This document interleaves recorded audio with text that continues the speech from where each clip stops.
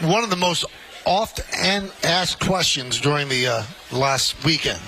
People just want to know from me, well, where's Soto signing? How are you supposed to? And I go, how am I supposed to That's know? the signing people are asking about the most?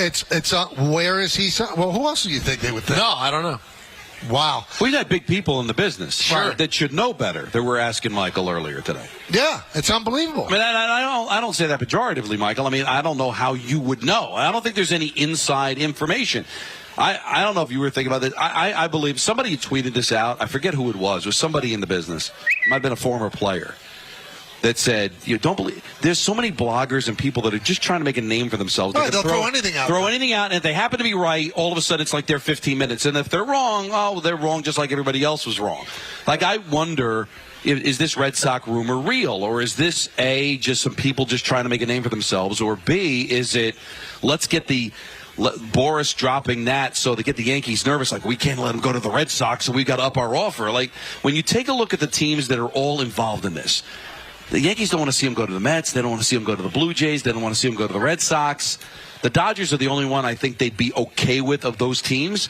So you wonder, are all these rumors just to scare the Yankees to give more money? Well, here's what, and by the way, we're going to have a hot stove show at 6:30 on Yes. So Jack Kerr usually has the latest news on this, so that'll be right at the beginning of the show. I'll tell you what he knows, and I'll be on the show too, live from the NHL store, which is kind of neat. But that is cool. Here's what I tell people. Yes. He's going to go the place that pays him the most money.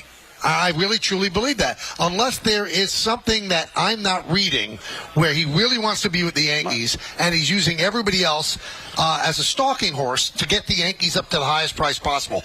I'm not feeling that. I'm feeling that he's going to go to the team that pays him the most money. Who that team is going to be, I don't know. I mean, if I had to guess, I guess it would be the Mets, because I think that Steve Cohen would reach into his own pocket while other teams might not. So I don't know, but I believe it's going to be done by next week. All right. Yeah, I think so too.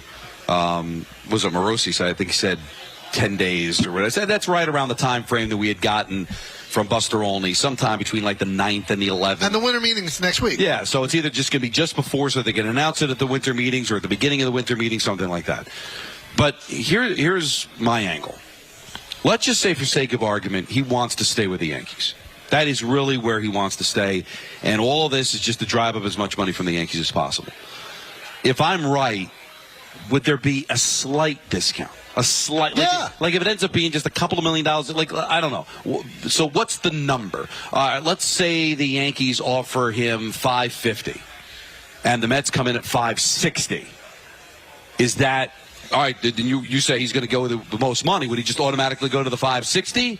Or would he say, you know what, if it's between those two, I'll leave the $10 million on the table to stay with the Yankees? I've always said that if the Yankees mean something to him, which it obviously meant to Judge, because Judge could have gotten more money from the Giants, could have gotten more money from the Padres. He didn't. He came back to the Yankees when they gave the 9th year. If he wants to be with the Yankees, if it's close, he'll go.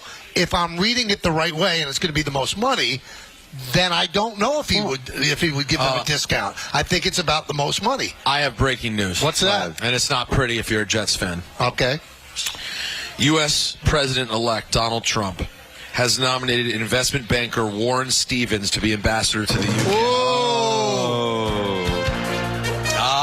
No more. He just kicked him right in the Woody. He kicked him right in the Johnson. Wow. Yeah. I wonder if there are any Biden people that worked for the Jets that still voted for Trump, hoping that Woody would go. I know, and they go, now we're like, wow. oh, no. I can't believe it. He's not going back. How will our relationship with the UK survive? Maybe he'll be sent to the Ukraine. Maybe he'll be the ambassador to the Ukraine. You put him in a more important position. Something like that. Yeah. Actually, you know what? You never know. He may end up getting a real cabinet job this time around. Yeah. We'll see. Head of, powder. Excuse me? Johnson & Johnson. I think you got to be more specific. Okay. So I thought of this. Okay. Now, I'm going to ask you to do something I don't know if you can actually do. I hope I can do it. I want you to become a Yankee fan for a moment. All right. So you grew up a Yankee fan. Sure. You love the Yankees, everything about the Yankees. You adore them. Okay. You hate the people you're supposed to hate. You hate the teams you're supposed to hate. All right. It comes down to this, Don. Yankee fan Don. Yankee boy. Okay. Would you rather a Yankee Doodle Dandy? Yes. Thank you. Would you rather Soto sign a long-term deal with the New York Mets or a long-term deal with the Red Sox? What would bother you most? I think. So I'm just applying it. Don, let's say that. Can we both answer at the same time? Yeah. Count to three. We both answer. It's like rock, paper, scissors. Okay. And we'll say, and so we'll go 1, 2, 3, and then we say which one we think would bother you So more. I'll say Yankee 3. fan. All right. So and then we give the answer of which would be worse if you're a Yankee fan. Right. 1, 2, 3. Mets. Red Sox. You said Red Sox? I did. And I said Mets. All right. So your thought, Peter? Listen, I get the whole city rivalry thing, and I know that you guys in particularly talk it up. I think there's somewhat of a disconnect between younger fans and older fans on the city rivalry. But if the Red Sox-Yankee thing is quiet right now because no team seems to be able to win a championship in this moment. And the last couple of years, obviously, the Red Sox haven't been super competitive. But if the Red Sox all of a sudden are really good and they're led by a guy who you had this brilliant taste of, but now he's gone and signs a 9-year.